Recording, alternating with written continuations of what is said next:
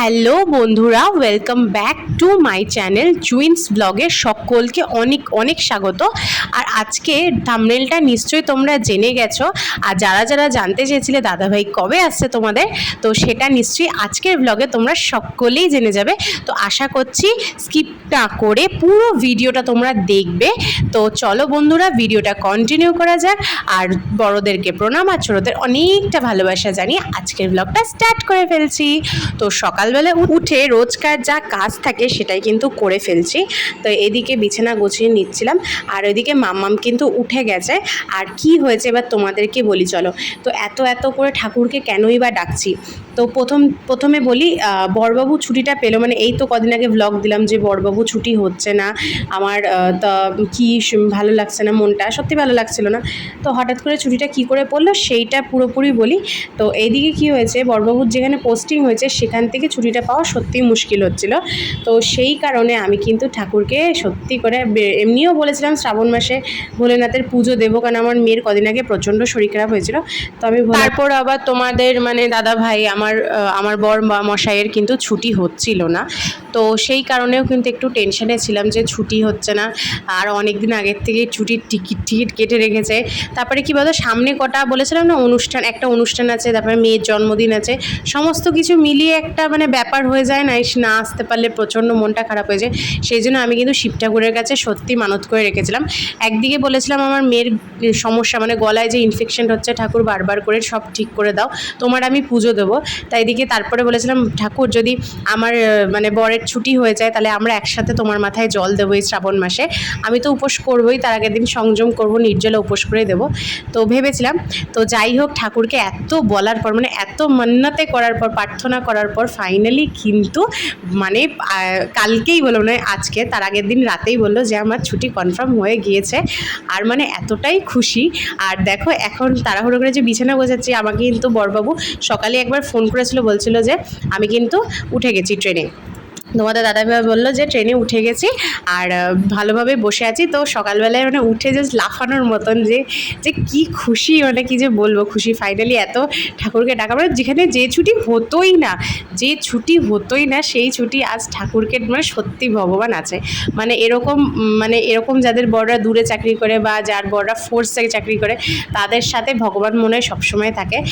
এইগুলো মানে ছুটি পাওয়াটা যে আমাদের কাছে কত বড় একটা অ্যাচিভমেন্ট, মানে কী বলবো। মানে আমার বরের কাছেও যেমনি, মানে আমাদের বরের কাছেও যেমনি, বরদের কাছেও যেমনি বড় একটা অ্যাচিভমেন্ট, আমাদের কাছেও বিশাল বড় অ্যাচিভমেন্ট। ভাবতে পারো মানে মাসের পর মাস ওদের জন্য অপেক্ষা করে থাকি শুধু ওদের মুখটা দেখবো বলে, কিছু তো চাই না সত্যি কথা যেটা। তো সেই ঠাকুরের আশীর্বাদে ফাইনালি তোমাদের দাদাভাইয়ের ছুটি হচ্ছে। তো সেই একটা বিশাল খুশি, কি বলবো।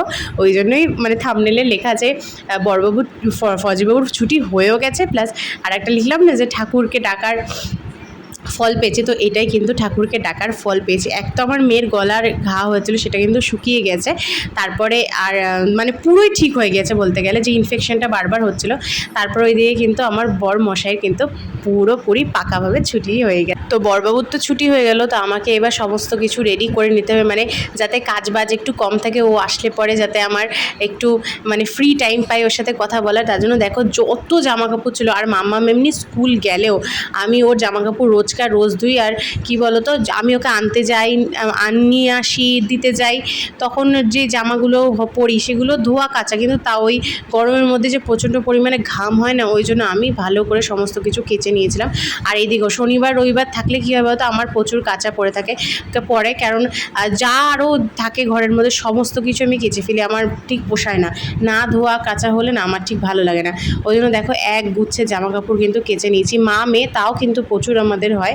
আর এইদিকে দেখো বড় যা কিন্তু যাচ্ছে বাপের বাড়ি, হঠাৎ বাপের বাড়ি যাচ্ছে এই একটা কারণে, বর্দি ভাইরা যাচ্ছে দীঘা। কি আনন্দের ব্যাপার বলো। তো দীঘা যাচ্ছে সবাই মিলে, বাপের বাড়ি সবাই, ওইদিকে দিদি ভাইরা মিলে একসাথে বাসে করে দীঘা যাওয়ার প্ল্যান। তো দিদি ভাইরা যে দীঘা ঘুরতে যাবে বলে চলে গেছে। তো কি আনন্দ সত্যি, দিদিভাই দীঘা যাওয়া দেখেছে না, আমারই মনে আনন্দ উঠে গেছে। তো এই যে দিদিভাইদেরকে টাটা বাই বাই করে দিলাম, পুচকেটাকে নিয়ে চলে গেল। মনটাও খারাপ লাগছিল, ছোট মানুষ ও থাকলে খুব মজা লাগে কিন্তু, মানে এরা তিন ভাই বোন একসাথে যা করে না, মানে তোমরা তো ভিডিওতে দেখতেই পাও। আর চলে গেলে সত্যি খুব মন খারাপ হয়। তো দিদিভাই তো চলে গেল, আর এদিকে দেখো আমার ঘর মোছা বাকি ছিল, তো ঘর মুছে নিচ্ছি এখন। আমি যখন ঘর মুছি তখন কিন্তু এইভাবে আমার কিন্তু ঘর মুছতে প্রচণ্ড পরিমাণে সময় লাগে, মানে সব কিছু কোনা ঠোনা ভালো করে পরিষ্কার করে তবেই আমি ঘরটা মুছি। কিন্তু মানে স্টিক হতে পারে, অনেকে আছে না হাত দিয়ে মোছে, হাত দিয়ে মুছলে বেশ কোনা খামচিগুলো মানে কোনাগুলো পরিষ্কার হয়। তো আমার কিন্তু স্টিক দিয়েও আমি খুব সুন্দর করে কোনা ঠোনা পরিষ্কার করি, সব কিছু তলা কিন্তু পরিষ্কার করি।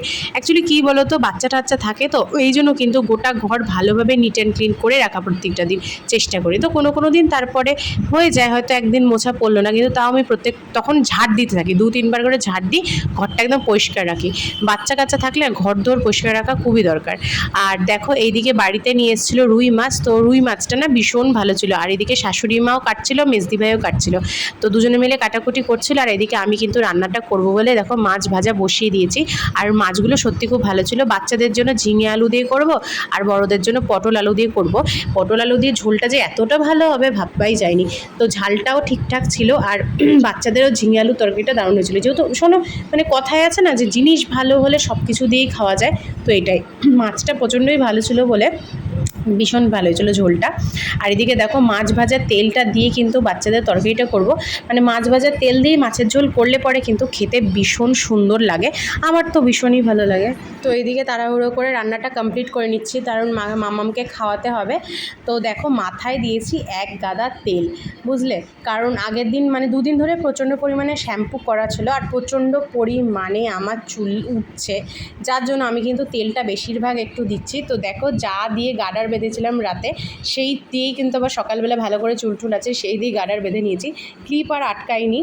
তো এইদিকে দিদিভাইও আমাকে একটু হেল্প করছে, কারণ যাতে তাড়াতাড়ি হয়ে যায় রান্নাটা।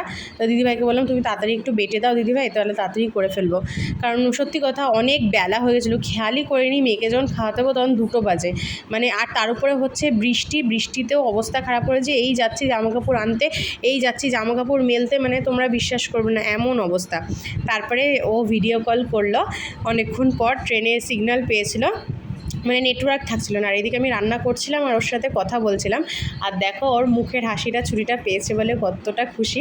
তো একটু হাসে কম ও, আর দেখো এখানে ভালোই হাসছে, আমি একটু ইয়ার্কি মারছিলাম বলে ভালোই হাসছে, মানে কতটা খুশি ছুটিতে আসার জন্য। তারপরে হঠাৎ করে ফোনটা রাখতে এত কালো করে মেঘ এসছে, তাড়াতাড়ি করে জামা কাপড় কোনো রকমে তুলে এদিকে দেখো তারপরে ঝমঝম করে বৃষ্টি নেমে যাবে।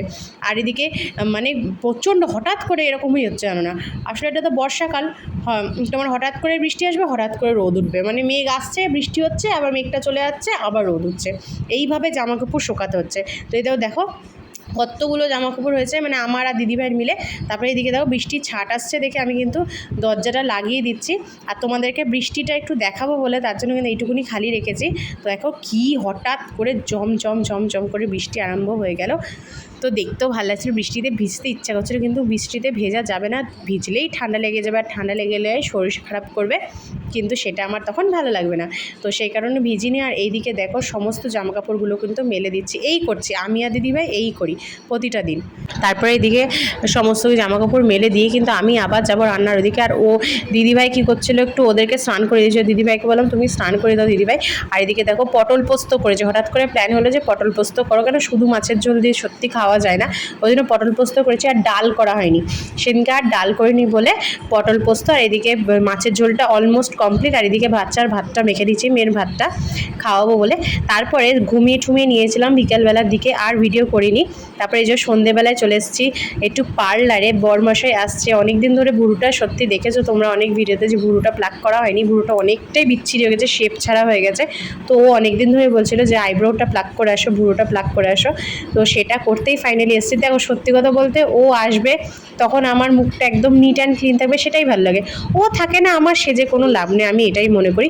হ্যাঁ কোনো বিয়ে বাড়ি অনুষ্ঠান বাড়ি থাকলে তবেই সাজি, নাহলে কিন্তু সত্যি অত আমি পার্লারে যাওয়া, মুখে এই করা সেই করা অত কিন্তু আমি পছন্দ করি না। যেটা সত্যি কথা। হ্যাঁ, একটু ভিডিও করি হয়তো, ভিডিওতে আমার একটু টাইম পাস হয়।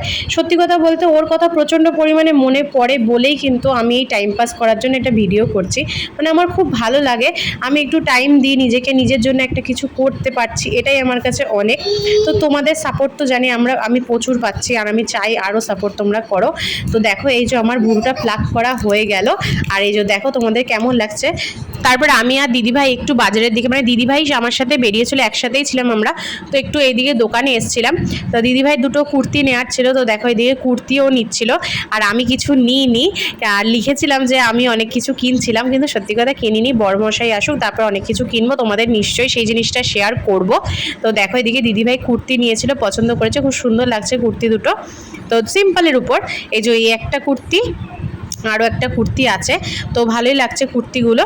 দিদিভাইকে বললাম নিয়ে নাও, তোমাকে খুব সুন্দর লাগবে। তো দিদিভাই কিন্তু ওই কুর্তিগুলোই নিয়েছিল। তো এই কেনাকাটি করতে গেছিলাম, আমার জন্য নয়, দিদিভাইদের জন্য।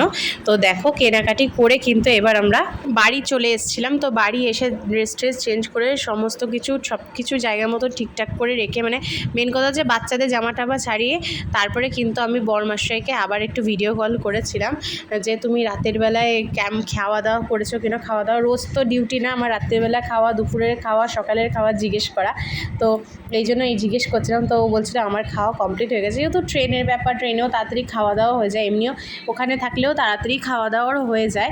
আর আমাদের মতন নর্মাল যেমনি আমরা একটু লেট করে খাই, সেরকম কিন্তু লেট করে ও খায় না। বাড়িতে আসলে একটু লেট হয়ে যায়, কিন্তু ওখানে থাকলে টাইম মতন খায়, আর কোথাও জার্নি করলে তো সেখানেও টাইম মতনই খেয়ে নেয়। তো এই কথাই বলছিলাম। বলছে মানে আমি দেখো এত হাসছি, মানে কখন আসবে, তাই বলছি যে তুমি কখন আসবে, মানে সেটাই ভাবছি শুধু। আর ওর দেখো মুখ চোখ কালো হয়ে গেছে, কারণ মানে অনেকটা ধরো অনেকক্ষণ ধরে একইভাবে ট্রেনে আছে, তো হবেই, আর আসারও একটা খুশি প্লাস চিন্তা যেন ঠিকভাবে পৌঁছে যাই।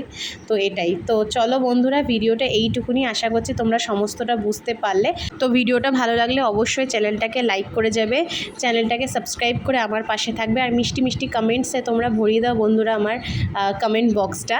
আর তোমরা সুস্থ থেকো, ভালো থেকো, দেখা হচ্ছে নতুন একটা ব্লগের সাথে, আর আমার পাশে থেকো। তো চলো এখনকার মতন টাটা বন্ধুরা।